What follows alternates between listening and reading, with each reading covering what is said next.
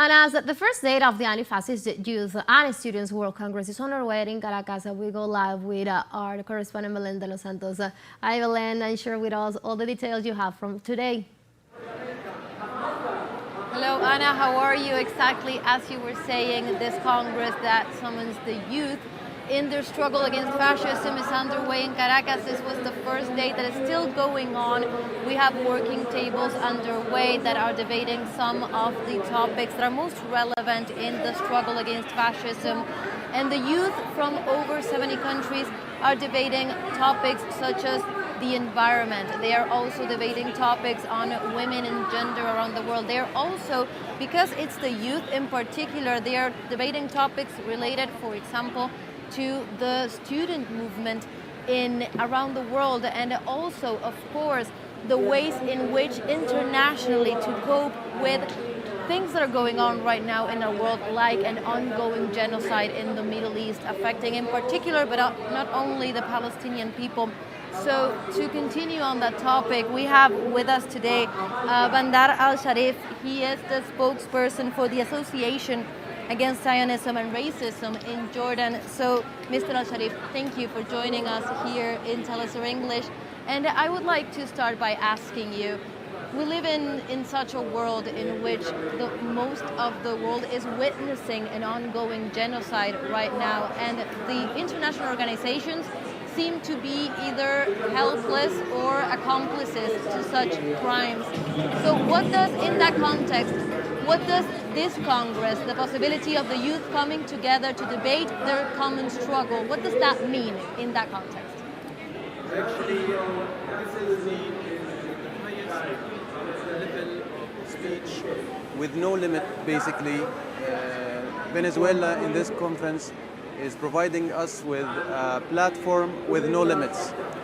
We as youth from all over the world, Palestine and many countries, coming here to speak about our causes with no limits, with no rules, with no any introduction from any power.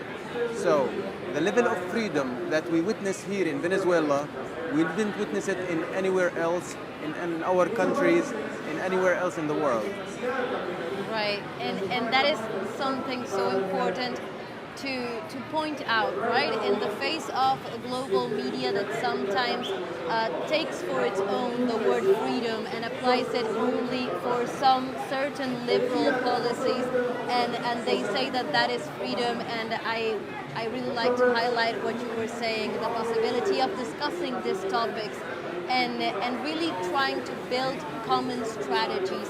So in that case, and speaking about the struggle that the people from the Middle East are carrying out in solidarity with people from all over the world, what do you think that could come out of a Congress like this in terms of international solidarity? I think the international solidarity playing a basic role in supporting us as Palestinians and supporting the Palestinian issue in general. Because Palestinian issue is the international issue. It's not only humanitarian, it's the last occupation, direct occupation in the 21st century. We are, for example, in Jordan living the third generation of refugees, and we are speaking of all over the world, looking for platforms or countries or media to adopt us and adopt our thoughts. What we are witnessing here is a huge solidarity, especially I think number one issue in this conference is the Palestinian issue, because it's crucial to talk about it, because we are witnessing a genocide happening on our bare eyes right now, regardless the genocide happening 100 years ago. So we are talking about generations of struggle. Venezuela now is in our side. Venezuela is collecting 500 people from around 100 countries. These participants are leaders in their countries, are leaders of groups, leaders of parties, they can push in their groups, in their countries, to push the international community towards stopping the genocide and cease fire. This is what Palestinian people need right now, and for the long term, of course, Palestine needs liberation.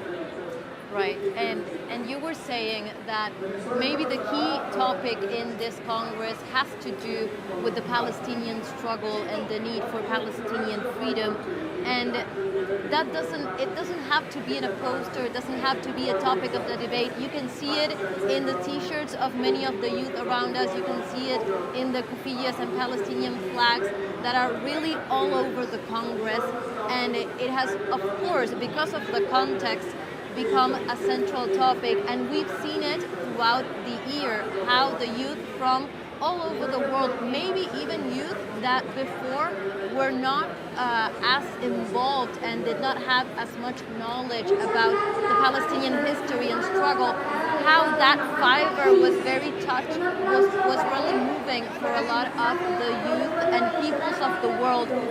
Do you think that there is a possibility of common struggle, a possibility that the people of the global south can see that this is not just a fight of one people in particular, but it's the fight against imperialism, against colonialism, and finally unite under one cause, and that is the Palestinian cause? Actually, it can help in two ways, in the short term and the long term. In the short term, the youth, the people, participants, they're all youth people, they can push on their governments, on their communities towards the Palestinian demand. In the long term, we can say that this young people, they have a high awareness and they are leaders in their communities and their groups. So we expect that this participants today, the youth who's participating in this conference today, will be the leaders of their countries on the long term. And then we'll see much more solidarity, not only from groups and parties and individuals and people. We will see a solidarity, a real solidarity from different governments in the world who is not supporting us right now, and we are depending on that for future. And we hope that we are the last generation of refuge, and we will witness the liberation of Palestine from the river to the sea as the limit that Venezuela is taking officially and governmentally. It's definitely a hope of all of us in the global south. So thank you, Mr. Alsharif, for joining us in teleSUR English. That was Bandar Alsharif, spokesperson for the Association Against Zionism and Racism in Jordan. And that, Anna, was just another one of the testimonies from the delegates that have come here to Caracas to share their experiences and continue building a roadmap for the future in the fight against fascism, understanding that this is a common struggle. This does not have to do with one country alone. It has to do with something that is happening worldwide, and only a worldwide response can be viable in that sense. In one of the tables earlier, one of the delegates was saying something very similar to what we were just discussing. They were saying, well, the youth that are in the streets today will be the politicians of tomorrow. So that is the hope of this Congress, that tomorrow a future is built in which all these Palestinian flags and flags from all over the global south are standing high, and we really build a future that is a future against fascism. So that is a little bit from what is happening here in Caracas. We will continue to bring you all the information as usual. Now I go back to you. Thank you, Belen.